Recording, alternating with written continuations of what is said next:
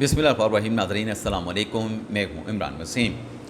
ناظرین، پروگرام میں سب سے پہلے پاکستان تحریک انصاف کی کور کمیٹی کا جو اہم اجلاس ہوا ہے، جس میں عمران خان کے حکم پر حکومت کے خلاف جو احتجاجی تحریک شروع ہونے جا رہی ہے، اس احتجاجی تحریک کا جو لائحہ عمل تھا، جو حتمی فیصلے تھے، وہ کیے جانے تھے۔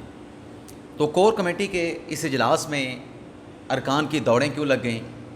کور کمیٹی کے اجلاس میں کیا خفیہ رپورٹ پیش کی گئی؟ اس خفیہ رپورٹ پر میٹنگ میں سناٹا کیوں چھا گیا؟ اور کمیٹی ارکان کے مابین کس بات پہ تکرار ہوئی؟ تو تحریک انصاف کی کور کمیٹی اجلاس کی جو اندرونی کہانی ہے، اس کا احوال آپ کے ساتھ ہم شیئر کریں گے، اور اس کے بعد ہمارے ویڈیو لاگ کی جو دیگر اہم خبریں ہیں، پھر ان کی تفصیلات بھی آپ کی خدمت میں پیش کریں گے۔ لیکن پروگرام کا آغاز کرنے سے پہلے آپ سے درخواست کے چینل کو سبسکرائب کر لیں، بیل آئیکن کا بٹن پریس کریں، ویڈیو پسند آئے تو اسے لائک اور شیئر ضرور کیجیے گا۔ تو رات ناظرین، کوئی 10 بجے کے بعد پاکستان تحریک انصاف کی کور کمیٹی کے اجلاس کی کارروائی کا آغاز ہوا۔ اس اجلاس کی صدارت کر رہے تھے پاکستان تحریک انصاف کے سیکرٹری جنرل سلمان اکرم راجہ صاحب۔ اجلاس کی کارروائی کا آغاز ہوا تو ایک رپورٹ جو ہے وہ کور کمیٹی کے ارکان کے سامنے پیش کی گئی۔ اب یہ رپورٹ کیا تھی، اس رپورٹ پر آنے سے پہلے آپ کو یہ بتاتے چلیں کہ اس وقت جو کمپوزیشن ہے پاکستان تحریک انصاف کی کور کمیٹی کی، اس میں کوئی 80 سے زیادہ ارکان شامل ہیں۔ لیکن اس اہم اجلاس میں، جس میں عمران خان کے حکم پر حکومت کے خلاف احتجاجی تحریک کا لائحہ عمل، احتجاجی تحریک کے انتظامات اور احتجاجی تحریک کو کیسے اس کا آغاز کرنا ہے، کیسے منطقی انجام تک پہنچانا ہے، بانی تحریک انصاف عمران خان کی رہائی کا راستہ کیسے بنانا ہے، ان تمام نکات پہ غور و خوض ہونا تھا۔ لیکن سنجیدگی کا یہ عالم تھا کہ 80 ارکان میں سے محض 40 سے زیادہ ارکان جو ہے اس اجلاس میں شریک ہوئے۔ باقی جو ارکان تھے وہ اجلاس سے غیر حاضر تھے۔ تو سب سے پہلے تو بات کی گئی کہ جو عمران خان صاحب نے بات کی کہ 5 اگست کو ان کی جیل میں جو قید ہے اس کے 2 سال مکمل ہو رہے ہیں۔ اس پر کور کمیٹی کے ارکان سے یہ پوچھا گیا، ان کے سامنے یہ رپورٹ پیش کی گئی کہ آپ نے عمران خان کے قید کے معاملے پہ 2 سال کی قید مکمل ہونے کے ایشو پر آپ نے سوشل میڈیا پہ پوسٹ کیوں نہیں کی؟ کتنے ارکان نے ٹویٹس کی، سوشل میڈیا پہ پوسٹ کی؟ تو اس پر ارکان پر جو ہے شدید تحفظات کا اظہار کیا گیا کہ خان صاحب کے معاملے پر ایٹ لیسٹ جو کور کمیٹی کے ارکان ہیں، انہیں جس سنجیدگی کا مظاہرہ کرنا چاہیے تھا، اس ایشو کو لے کے آگے چلنا چاہیے تھا، سوشل میڈیا کے اوپر ایک پروپیگنڈا، ایک کمپین چاہیے تھی، ایک نریٹو بنانا چاہیے تھا، وہ نریٹو نہیں بن سکا۔ ایک تو ناظرین یہ بات ہوئی۔ دوسرا ناظرین، اس اجلاس میں جو ایک اور چیز سامنے آئی ہے کہ تقریباً 1 گھنٹے تک یہ اجلاس جاری رہا، اور جیسے میں نے آپ کو بتایا کہ 40 سے زیادہ ارکان اس اجلاس میں شریک ہوئے، تو آپ اندازہ کر لیں کہ کتنے ارکان نے بات کی ہوگی، کیونکہ اگر 1.5 منٹ 40 سے زیادہ ارکان تھے تو 1.5 منٹ سب کا بنتا ہے۔ لیکن 40 میں سے ذرا یہ بتاتے ہیں کہ کوئی 6 سے 8 ارکان نے اس اجلاس میں بات کی۔ اور جہاں تک بات ہے لائحہ عمل کی کہ پلان کیا ہوگا، یہ احتجاجی تحریک کیسے شروع ہوگی، کہاں تک جائے گی، اس تحریک کو کہاں تک لے کر جانا ہے، جو آؤٹ کم ہے، جو کانسیکوینس یعنی جو ایک مقصد ہے اس تحریک کا، وہ کیسے اچیو کرنا ہے۔ تو اس پہ سلمان اکرم راجہ صاحب نے کہا، جو کہ پاکستان تحریک انصاف کے سیکرٹری جنرل ہیں، جو اجلاس کی صدارت بھی کر رہے تھے۔ ان سے پہلے عمر ایوب صاحب پی ٹی آئی کے سیکرٹری جنرل تھے، وہ تو مکمل طور پہ عمر ایوب صاحب اس اجلاس میں خاموش بیٹھے رہے۔ ویڈیو لنک کے ذریعے اجلاس ہو رہا تھا، مکمل طور پہ اپوزیشن لیڈر، جنہیں پاکستان تحریک انصاف کی وجہ سے قومی اسمبلی میں اپوزیشن لیڈر کا عہدہ ملا ہے، انہوں نے کوئی بات نہیں کی۔ لیکن سلمان اکرم راجہ صاحب، ان کی طرف سے کہا گیا کہ جو بھی ہم نے اس میں فیصلہ کرنا ہے، جو بھی ہمارا لائحہ عمل ہوگا، اس کا اعلان کون کرے گا؟ راجہ صاحب نے یہ پرپوزل پیش کیا کہ جو بھی اس احتجاجی تحریک کے لائحہ عمل کا اعلان کرے گا اس کے لیے زمین گرم ہو سکتی ہے، اس کے لیے کڑا وقت شروع ہو سکتا ہے، اس کی گرفتاری ہو سکتی ہے۔ اس خدشے کا سلمان اقناچ صاحب اظہار کر رہے تھے۔ راجہ صاحب دراصل یہ کہہ رہے تھے کہ احتجاجی تحریک کا جو بھی لائحہ عمل ہے اس کا اعلان کولیکٹیولی کرنا چاہیے، مشترکہ طور پہ کرنا چاہیے۔ کسی ایک پارٹی کے رہنما کو اتنے بڑے لائحہ عمل کا جو اعلان ہے وہ اکیلے نہیں کرنا چاہیے۔ اب تحریک بھی چلانی ہے اور حکومت کے خلاف احتجاجی تحریک چلانی ہے، لیکن ساتھ میں آپ یہ دیکھیں کہ پارٹی کے اہم عہدے پہ بیٹھا ہوا شخص جو ہے وہ اپنی باتوں سے گرفتاری کے خدشات کا اظہار کر رہا ہے۔ تو جب سیکرٹری جنرل جو ہیں انہیں خدشہ ہوگا، انہیں گرفتاری کا خطرہ ہوگا، تو پھر باقی جو پارٹی کی قیادت ہے ان پہ کیا بیتری ہوگی، وہ کیا سوچ رہے ہوں گے، اس کا بھی آپ اندازہ کر سکتے ہیں۔ اور پھر اس میں بات کی گئی کہ اتنی بڑی تحریک چلانی ہے، اس کے اخراجات، جو مظاہرین آئیں گے، جو پروٹیسٹر آئیں گے، ان کو بٹھانا کہاں پہ ہے، ان کے کھانے پینے کا بندوبست کیسے کرنا ہے، گاڑیوں کو بندوبست کیسے کرنا ہے، اس پر بھی کوئی فیصلہ نہیں ہو سکا اس اجلاس میں۔ اور پھر جو گنڈا پور صاحب نے اعلان کر رکھا ہے کہ آج وہ سینکڑوں گاڑیوں کا قافلہ اسلام آباد سے لے کے پنجاب کی طرف جائیں گے، اس معاملے پر بھی پنجاب کے ارکان کی جانب سے علی امین گنڈا پور صاحب پر جو ہے وہ شدید برہمی کا اظہار کیا گیا۔ ان کے اس حکمت عملی پر کہ وہ آج لاہور پہنچیں گے، اس پر پنجاب کے ارکان کا یہ کہنا تھا کہ ہمیں تو اس بارے میں مکمل طور پہ لا علم رکھا گیا، بے خبر رکھا گیا۔ اگر ایسا کوئی پلان تھا تو کور کمیٹی میں پہلے ڈسکس ہونا چاہیے تھا۔ اس معاملے پہ تکرار ہوتی رہی، لیکن گنڈا پور صاحب نے کہا کہ نہیں، پنجاب میں لوگوں کو موبلائز کرنے کے لیے، متحرک کرنے کے لیے یہ ہونا چاہیے، اور جتنے بھی ارکان پارلیمان ہیں، اسمبلیوں کے ارکان ہیں، ایم این اے ہیں، ایم پی اے ہیں، سینیٹر حضرات ہیں، وہ آج خیبر پختونخوا ہاؤس سے جی ٹی روڈ کے ذریعے میرے ساتھ لاہور چلیں گے، اور وہاں پہ جا کے ہم جو پنجاب اسمبلی ہے اس کے باہر چھوٹا موٹا پروٹیسٹ کریں گے، اور جن پارٹی کے 26 ارکان کو سسپینڈ کیا گیا ہے، معطل کیا گیا ہے، ان کے ساتھ اظہار یکجہتی کریں گے۔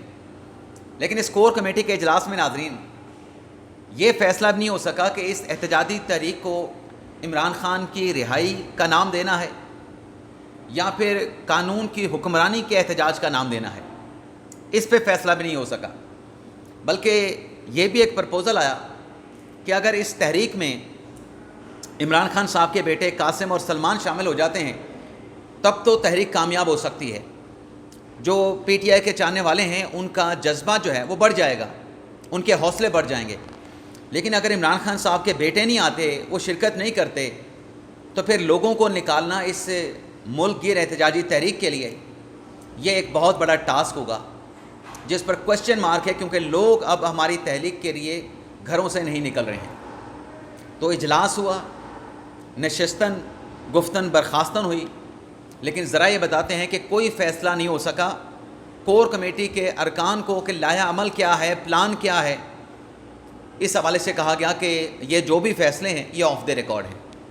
اب آپ نے اجلاس بلایا ہے، اجلاس کے اندر کون سے پھر آف دی ریکارڈ فیصلے ہوتے ہیں کہ کور کمیٹی کے ارکان کو پتہ ہی نہیں ہے کہ کیا لائحہ عمل ہم نے بنانا ہے، احتجاجی تحریک کو کیسے لے کے چلنا ہے، اس کے مقاصد کیسے اچیو کرنے ہیں، کس کی کیا ذمہ داری ہوگی، کہاں پہ پڑاؤ ڈالنا ہے، ہماری جو فائنل ڈیسٹینیشن ہے وہ کیا ہوگی۔ تو کور کمیٹی کے ارکان اس اجلاس کے حوالے سے کنفیوژن کا شکار رہے۔ اب دیکھتے ہیں، گنڈا پور صاحب نے اعلان کر رکھا ہے کہ وہ لاہور پہنچ کے اس احتجاجی تحریک کے حوالے سے لائحہ عمل کا اعلان کریں گے۔ دیکھتے ہیں گنڈا پور صاحب کیا اعلان کرتے ہیں۔ اس کے علاوہ ناظرین، جسٹس یحییٰ افریدی صاحب، چیف جسٹس آف پاکستان، جنہوں نے ایک پرومس کیا تھا، وہ وعدہ chief justice of Pakistan justice Yahya Afridi صاحب نے پورا کر دیا ہے۔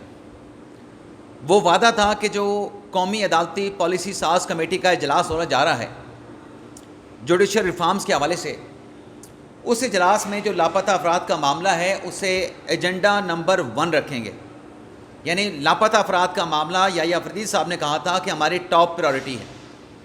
تو کل چیف جسٹس یحییٰ افریدی صاحب کی سربراہی میں قومی عدالتی پالیسی ساز کمیٹی کا اجلاس ہوا ہے جس میں تمام ہائی کورٹ کے چیف جسٹس صاحبان نے شرکت کی ہے.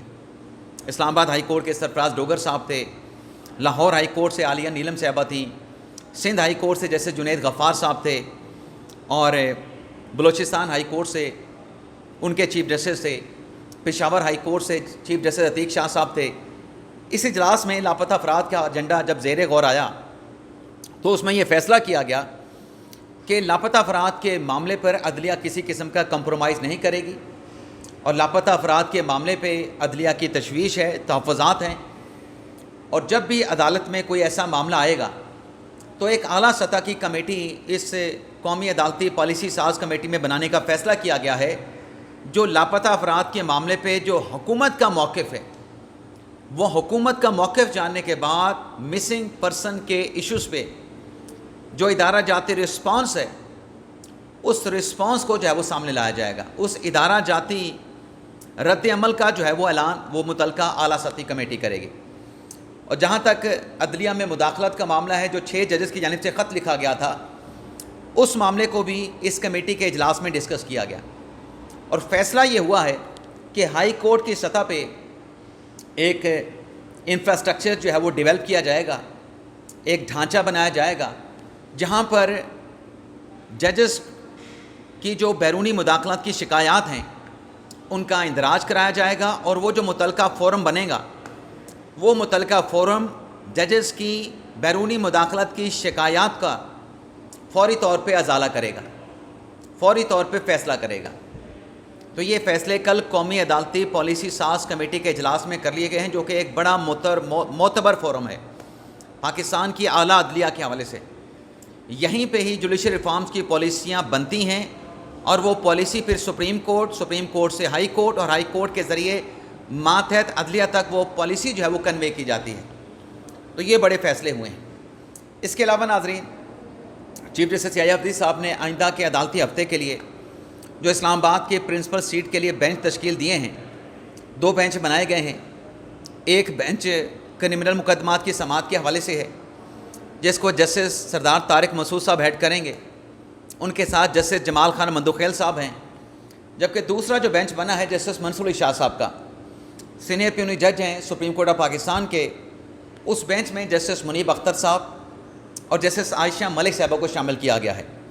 یعنی 3 ججز, جسٹس منصور علی شاہ صاحب, جسٹس منیب اختر, جسٹس عائشہ ملک صاحبہ, جن کے بارے میں یہ کہا جاتا ہے کہ یہ ہم خیال ججز ہیں, ان پر مشتمل بینچ بنا ہے. اور یہ بینچ کمرہ عدالت نمبر 1 میں بیٹھ کے آئندہ سماعت پر مقدمات کی سماعت کرنے جا رہا ہے. اور اس سے پہلے اگر ہم پیچھے ماضی میں چلے جائیں, ایسا بینچ جس میں منیب اختر صاحب بھی ہوں, یحییٰ افریدی صاحب بھی ہوں, عائشہ ملک صاحبہ بھی ہوں, میں نے شاید کبھی وٹنس نہیں کیا کہ تینوں ججز کا ایک 3 رکنی بینچ جو ہے وہ عدالت کی جانب سے, چیف جسٹس کی جانب سے کمپوز کیا گیا ہو, کانسٹیٹیوٹ کیا گیا ہو. تو یہ بھی ایک بڑی ڈیولپمنٹ ہے. اس کے ساتھ ساتھ ناظرین, آج سپریم جوڈیشل کونسل کا اجلاس بھی ہونے جا رہا ہے. اس سپریم جوڈیشل کونسل کے اجلاس میں جو کل قومی عدالتی پالیسی ساز کمیٹی کا اجلاس ہوا ہے, جس میں ججز کے حوالے سے جو بیرونی مداخلت ہے اس پر جو فیصلے قومی عدالتی پالیسی ساز کمیٹی میں کیے گئے ہیں, وہ فیصلہ بھی آج سپریم جوڈیشل کونسل کے اجلاس میں رکھا جائے گا. کیونکہ جو 6 ججز کا لیٹر ہے وہ لیٹر بھی آج سپریم جوڈیشل کونسل کے اجلاس کا ایجنڈا ہے. تو اس معاملے پہ, عدلیہ میں بیرونی مداخلت کے معاملے پہ سپریم جوڈیشل کونسل میں آج کیا ڈسکس ہوتا ہے, کیا فیصلہ ہوتا ہے, اس حوالے سے پھر نیکسٹ ویڈیو لاگ میں آپ کے ساتھ ہم جو تفصیلات ہیں وہ شیئر کریں گے.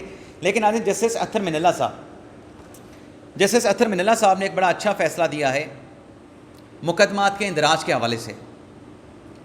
لڑائی جھگڑا ہو جاتا ہے, زخمی ہو جاتے ہیں, قتل ہو جاتا ہے, چوری چکاری ہو جاتی ہے, غریب کا مقدمہ درج نہیں ہوتا, غریب کی کمپلینٹ پہ مقدمہ درج نہیں ہوتا. تو یہ جو فوجداری نظام انصاف ہے, اس سے متعلق اطہر من اللہ صاحب کی عدالت نے فیصلہ دیا ہے کہ جو قابل دست اندازی جرم ہے اس کے اوپر مقدمے کا فوری طور پہ اندراج ہونا چاہیے. اور اطہر من اللہ صاحب نے اپنے فیصلے میں لکھا ہے کہ سندھ میں اکثر یہ شکایات آتی ہیں کہ مقدمات کا اندراج تاخیر کے ساتھ ہوتا ہے. جج صاحب نے اپنے فیصلے میں لکھا کہ جب مقدمات کا اندراج تاخیر کے ساتھ ہوتا ہے تو اس کا نقصان ملزم کو بھی ہوتا ہے، مدعی کو بھی ہوتا ہے۔ تاخیر سے مقدمہ درج کرنے کے اثرات ملزم پہ بھی پڑتے ہیں، مدعی پہ بھی پڑتے ہیں، اور جب تاخیر سے مقدمہ درج ہوتا ہے تو اس کا جو اثر ہے وہ شواہد پہ بھی پڑتا ہے، شواہد ضائع ہو جاتے ہیں۔ اختر من اللہ صاحب نے اپنے فیصلے میں لکھا کہ پولیس کی ذمہ داری ہے عوام کی خدمت کرے، لیکن پولیس جو ہے وہ طاقتور طبقے کی خدمت کرتی ہے۔ پولیس کی جانب سے مقدمے کا اندراج نہ کرنا غیر آئینی اور انصاف کی نفی ہے۔ تو یہ اختر من اللہ صاحب کا ایک اہم فیصلہ ہے، تو ہم نے سوچا یہ بھی آپ کے ساتھ رپورٹ کر لیں۔ تو یہ تھا ناظرین ہمارا ویڈیو لاگ۔ آپ سے اجازت چاہتے ہیں، اللہ تعالی ہم سب کا حامی ناصر ہو۔ اپنی دعاؤں میں یاد رکھیے گا۔ اللہ حافظ۔